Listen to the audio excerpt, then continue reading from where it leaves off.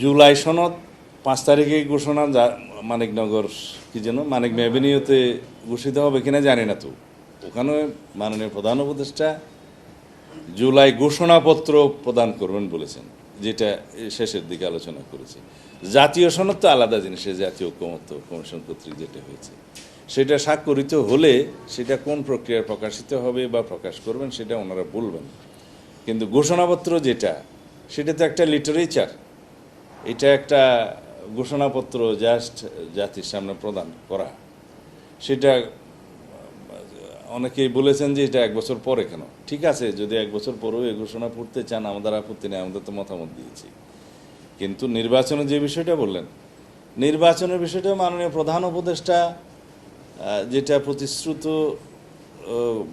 মাস আছে, প্রধান উপদেষ্টা কর্তৃক যেটা সম্মত সময় আছে, সেই সময়টা নির্বাচন কমিশনকে যথাযথ প্রক্রিয়ায় প্রধান উপদেষ্টা নিজে এবং তার অথবা তার কার্যালয় থেকে সেই বার্তাটা নির্বাচন কমিশনকে পৌঁছাতে হবে। আর সেটার জন্য আমরা অপেক্ষা করছি।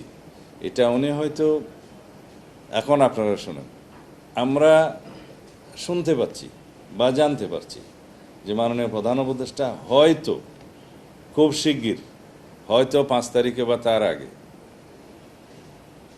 জাতির উদ্দেশ্যে ভাষণের মধ্য দিয়ে হয়তো, আমি এই জন্যই বলছি যেহেতু আমরা শিওর না, নির্বাচন অনুষ্ঠানের বিষয়ে যে প্রতিশ্রুত সময় লন্ডন বৈঠকে নির্ধারিত হয়েছে সেটা জাতিকে জানাবেন, নির্বাচন কমিশনকে জানাবেন।